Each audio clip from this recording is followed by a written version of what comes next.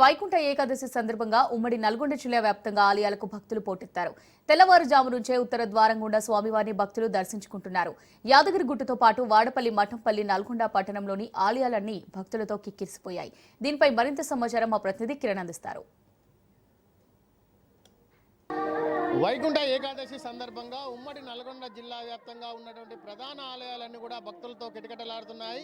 ఈ రోజు తెల్లవారుజాము నుంచే భక్తులందరూ కూడా ఆలయాలకు చేరుకొని ఉత్తర ద్వార దర్శనం ద్వారా స్వామివారిని దర్శించుకుంటున్నారు. ప్రస్తుతం మనం నల్గొండలోని రామాలయంలో ఉన్నాము. ఇక్కడ ఉదయం నుంచే భక్తులందరూ కూడా ఉత్తర ద్వార దర్శనం చేసుకొని ఆలయాల్లో అయితే ప్రత్యేక పూజలు చేస్తున్నారు. వైకుంఠ ఏకాదశి సందర్భంగా ఈ యొక్క రోజు ప్రత్యేకతను తెలపడానికి ఆలయానికి చెందినటువంటి అర్చకులు ఉన్నారు.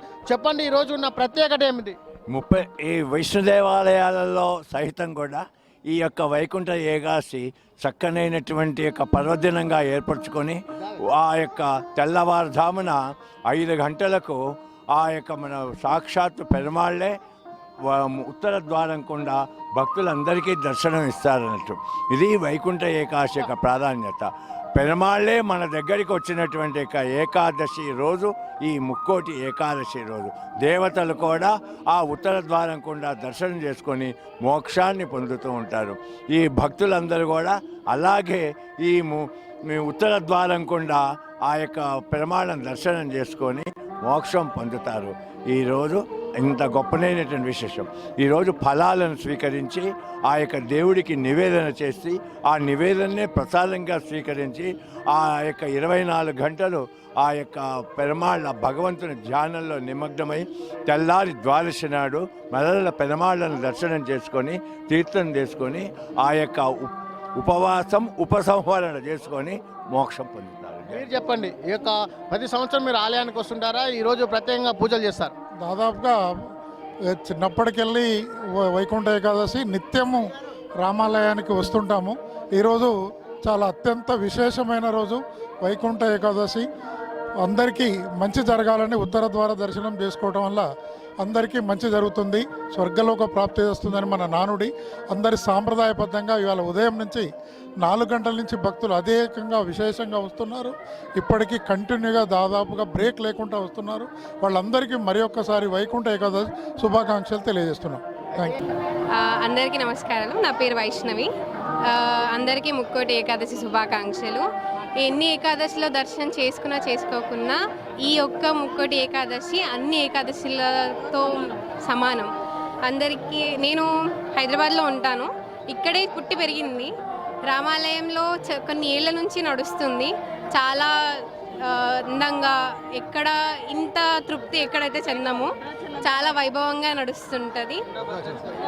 ఇది 2వ భద్రాచలం అనడంలో తప్పేలేదు. చాలా పేరు కలిసింది.